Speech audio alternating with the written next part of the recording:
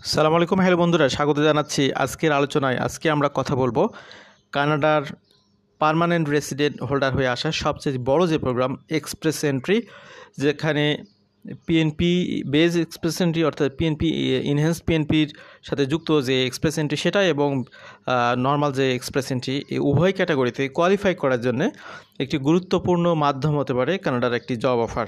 তো এই জব অফারের সাথে এক্সপ্রেস এন্ট্রির সংশ্লিষ্টতা নিয়েই মূলত আমাদের আজকের আলোচনাটি থাকবে।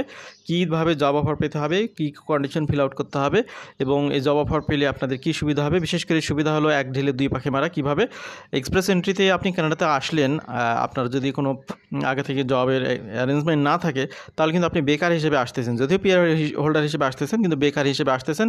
3-4 মাস কিন্তু বসে থেকে এখানে আপনাকে জব খুঁজতে হবে। কিন্তু আপনার আগে থেকে যদি একটি জব অফার থাকে তাহলে আপনি এক ঢিলে দুই পাখি মারলেন, জবও পেলেন, এক্সপ্রেস এন্ট্রিতে চলে আসলেন। এই নিয়ে বিস্তারিত আলোচনা করবো আজকে।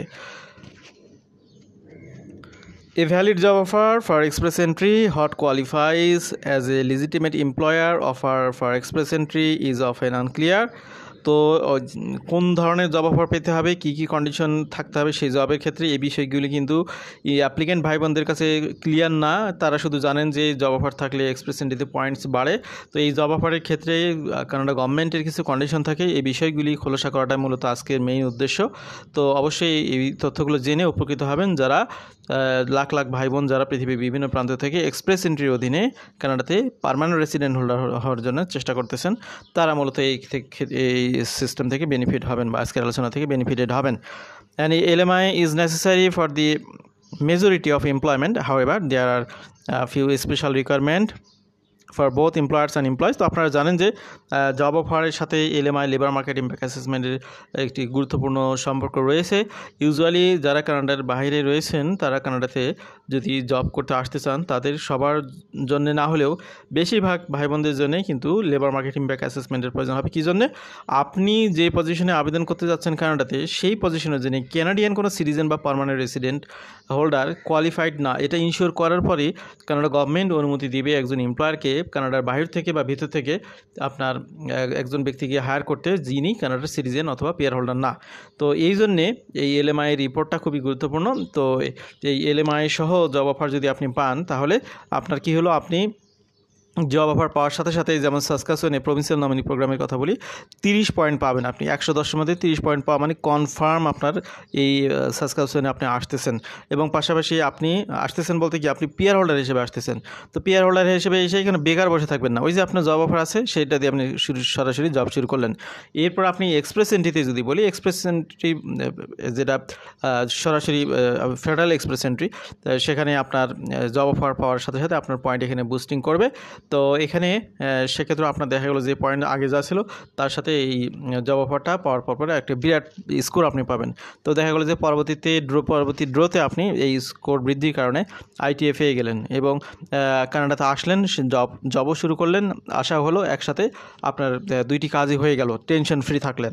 However, receiving a genuine job offer through express entry can increase your CRS point and increase your chance of receiving an ITA. যে কথাটি বলছিলাম যে জব অফার পাওয়াটা একদিকে জব কনফার্ম হওয়া, 2 নম্বর হলো আপনার পিআর হোল্ডার হওয়ার জন্য যে প্রোগ্রামে আপনি আবেদন করেছেন সেখানে আপনাকে এখানে যথেষ্ট এগিয়ে রাখবে। এই জন্য এই বিষয়গুলো আপনাদের জন্য অনেক সহায়ক বা হেল্পফুল হবে। তো এটা কিন্তু কানাডার ভিতরে যারা আছেন বাইরে উভয়ের জন্যই কিন্তু প্রযোজ্য, এই বিষয়টি মনে রাখবেন। Offer of employment for federal skill worker and Canadian experience class under express entry. তো এখানে এক্সপ্রেস এন্ট্রি 3টি ক্যাটাগরি, এর মধ্যে 2টি ক্যাটাগরি হলো যারা অলরেডি কানাডাতে আছেন তারা হচ্ছে ক্যানাডিয়ান এক্সপিরিয়েন্স ক্লাস, আর যারা কানাডাতে কখনো আসেননি বা আসলেও 1 বছর কন্টিনিউ জব করেননি তারা হচ্ছে ফেডারেল স্কিল ওয়ার্কার প্রোগ্রামে। Your job offer needs to fulfill the following conditions if you are applying under the Federal Skilled Worker Program or the Canadian Experience Class. তো এই 2টি ক্যাটাগরিতে আবেদনের জন্য আপনার যে জব অফারটি আপনাকে শো করতে হবে সেখানকার কিছু কন্ডিশন আছে। এই বিষয়গুলি খুবই গুরুত্বপূর্ণ যারা শুনছেন।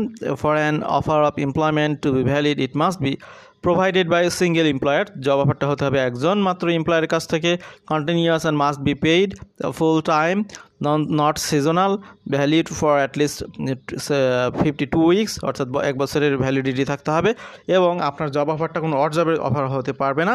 এখানে এই জব রোলগুলো হতে হবে এনওসি লেভেলে 0A B অথবা টিআর ক্যাটাগরিতে 0 1 2 3 স্কিল টাইপের আপনার জব অফার হতে হবে।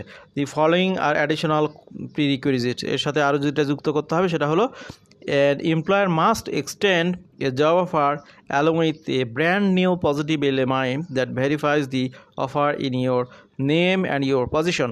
তো এখানে যেহেতু যারা কানাডার বাইরে থেকে আসবেন এলএমআই বেস যে সমস্ত জব, সেই রিকোয়ারমেন্ট ফুলফিল করার জন্য আপনাকে এমপ্লয়ার একটি brand new LMI labour market impact assessment report দেবে, যেটার মধ্যে ক্লিয়ারলি আপনার নাম উল্লেখ করা থাকবে এবং আপনার পজিশন, কোন পজিশনের জন্য আপনি আসতেছেন এই বিষয়গুলো উল্লেখ করা থাকবে।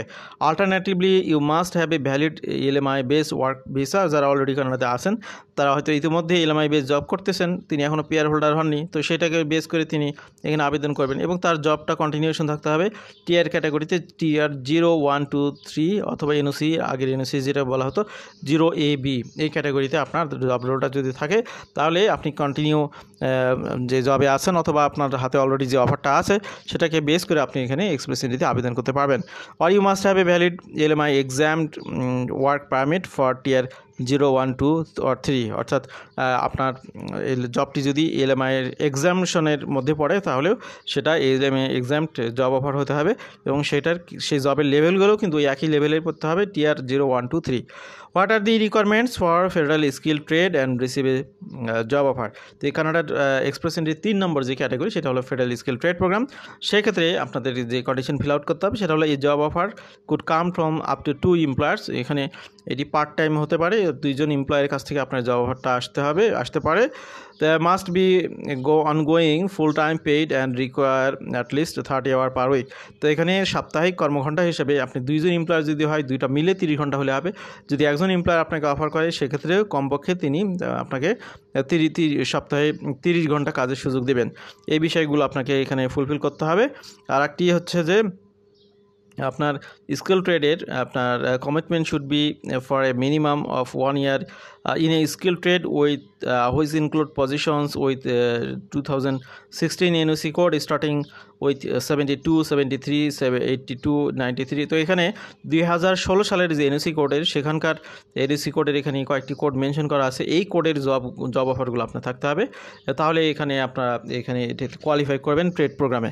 The following R addition prerequisite, এর বাইরে যেগুলো লাগবে, employers who have a new positive LMI approving the offer and listing you and your position should be the ones making employment offer. You must be a skilled trade person working in Canada with a work permit that the LMI has recognized, or if you are applying for one of the skilled trade jobs which do not require a LMI and you have a valid work visa. এখানে দুইটা উদাহরণ দেওয়া হলো যে এখানে বলেছিলাম যে আমরা কমপক্ষে 30 ঘন্টা আপনার সাপ্তাহিক কর্মঘণ্টা হতে হবে। সেক্ষেত্রে আপনি এখানে 2জন এমপ্লয়ার আপনাকে দেখা গেলো হায়ার করলো, প্রত্যেকে আপনাকে 16 ঘন্টা করে কাজের সুযোগ দিল, তাহলে সপ্তাহে আপনার 16 32 ঘন্টা হচ্ছে। আর একজন সিঙ্গেল এমপ্লয়ার আপনাকে 25 ঘন্টা কাজের জন্য অফার দিয়েছে, কিন্তু সেটা আপনার জন্য এটা অ্যাকসেপ্টেবল হবে না, কারণ আপনি সপ্তাহে 30 ঘন্টা নিচে কাজ করতেছেন। তো এখানে দুইটা উদাহরণ যা বোঝানোর জন্য দেখানো হয়েছে, আপনারা চাইলে স্লাইডটি পজ করে দেখতে পারবেন। This is not a valid offer for express entry because, যেটা পরেরটার কথা বলা হচ্ছে আর কি, যে কোনোটা যদি 30 ঘন্টার নিচে কোনো জব যদি কেউ করে সপ্তাহে 30 ঘন্টার নিচে, তাহলে সেটা অ্যাকসেপ্টেবল হবে না।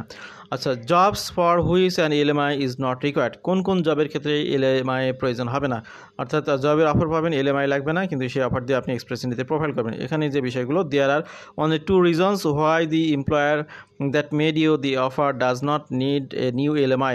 If you are already working for an employer or an LMI based work permit, or already আপনি হয়তো কোনো কাজ করতেছেন কোনো এমপ্লয়ের অধীনে, নতুন করে এলএমআই এর প্রয়োজন হবে না, যেটা অলরেডি আপনি এলএমআই বেস কাজ ওয়ার্ক পারমিট নিয়ে আছেন। 2 নম্বর হলো your job does not require N LMI, আপনার জবটা এমন ধরনের জব যেখানে এলএমআই এর প্রয়োজন নেই। এই বিষয়গুলো যদি কনসিডার হয় তাহলে এলএমআই এর প্রয়োজন, এলএমআই ছাড়া আপনি এখানে কোয়ালিফাই করবেন। If your employer needs to get an new LMI, তো এমপ্লয়ার যদি নতুন করে এলএমআই এর প্রয়োজন হয় তার যে কন্ডিশনগুলো লাগবে, your work permit expired, you are working on an open work permit, The job offer you have is from an employer who is not listed on your work permit. তো এখানে এই সব কন্ডিশনের ক্ষেত্রে আপনার নতুন করে এলএমআই দিতে হবে এমপ্লয়ারকে। How can you add a new job offer to your express entry profile? তো এক্সপ্রেস এন্ট্রিতে আপনার প্রোফাইল আছে, আপনি আগে জব অফার পাননি, নতুন করে পেয়েছেন, সেক্ষেত্রে আপনি আপনার কী কী তথ্যগুলো এখানে আপডেট করতে পারেন। As soon as you find out your offer is good, still good, or receive another one, be sure you update your express entry profile with the following details. Employee informationটা ইনক্লুড করবেন, তারপরে এমপ্লয়ের নাম থাকবে, এমপ্লয়ের address থাকবে, তারপর আপনাকে যে LMI letter দিচ্ছে সেই এলএমআই লেটার নাম্বার থাকবে, জব রিলেটেড এনওসি আপনার এখানে ম্যাচিং করে সেখানে আপনাকে জব অফারটা দিতে হবে। এই বিষয়গুলো কিন্তু আপনাকে এখানে ইনক্লুড করতে হবে আপনার এক্সপ্রেস এন্ট্রির প্রোফাইলে। What should your express entry job offer include?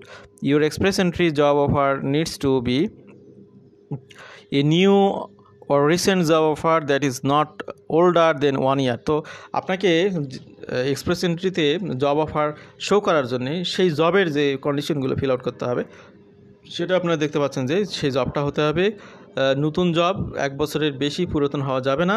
এই written job offer is required, অর্থাৎ আপনার জব অফারটি হতে হবে রিটেন, ভার্বাল বা মৌখিক না। It should not come from a Canadian high commission, embassy আর কনসুলেট, অর্থাৎ কানাডার কোনো এম্বাসি, হাই কমিশন, কনসুলেট এই জব অফার আপনাকে দিবে না। দিবে কে?